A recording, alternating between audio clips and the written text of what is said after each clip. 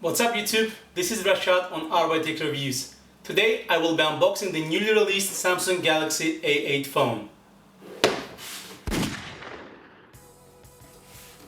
So what we have here today is Samsung Galaxy A8 2018 version, 32GB with dual SIM. So let's open up the box. This phone was sent to me from Dubai and price for it is $450. Here's the phone itself. It is black color, but there are other colors too. You can choose between black, orchid gray and gold. It is said that the phone has infinity display, dual front camera and it is water and dust resistant. Let's put phone aside for a while and see what we have in the package. So we have Samsung common white headphones, but I do not see spare caps for it as it usually has. USB to USB Type-C adapter, a fast charger so you will be able to charge your phone fast if you are in a rush, and the USB Type-C cable to charge or to connect to your laptop. So this is pretty much it for the packaging. Let's put it away. Let's open this little pack. There is a pin to remove the SIM card tray and you have a small present. Free transparent case.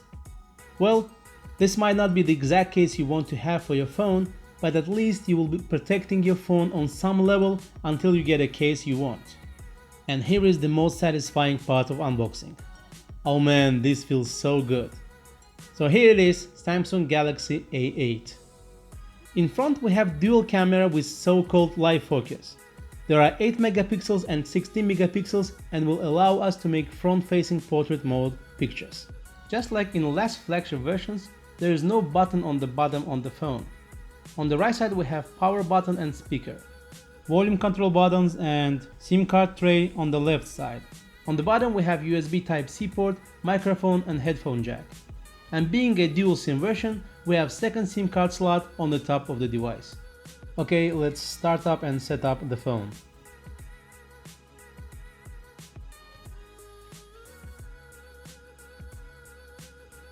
We have Samsung's standard Android software. As Samsung S8 Plus owner, I can tell you that using A8 is almost the same as using Samsung S8 Plus with some minor differences. Same menu, soft keys on the bottom. You can hide them by double tapping the right button. You can swipe up to make them appear afterwards. I know that most of you are interested in benchmarks, so let's download the software, make the test and see the results.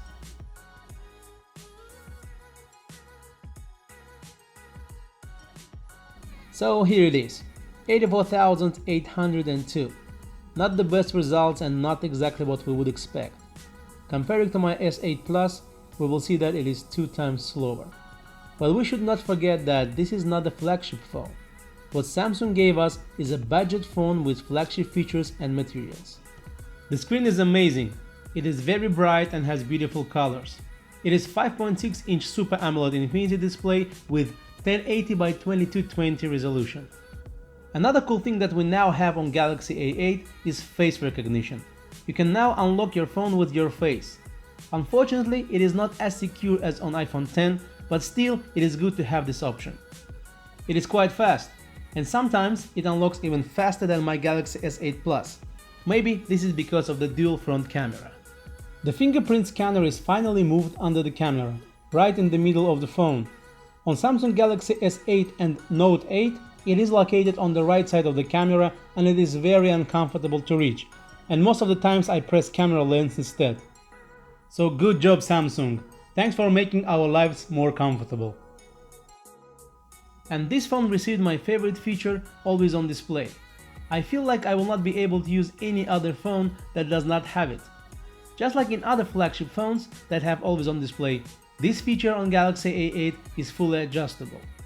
So, if we put A8 next to S8 Plus, it feels like we have 2 flagship phones on the table. The front camera is pretty nice. Portrait mode pictures made with front camera are good. After you made a shot, you can increase or decrease the background blur and adjust it the way you want. Here is portrait mode picture taken with front camera. And these are rear camera pictures. The colors are very bright and saturated, so I am very satisfied with the quality of pictures taken by both front and rear cameras.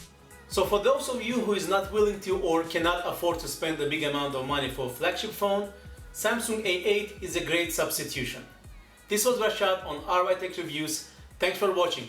Don't forget to subscribe to get notifications about my new videos. Have a good day.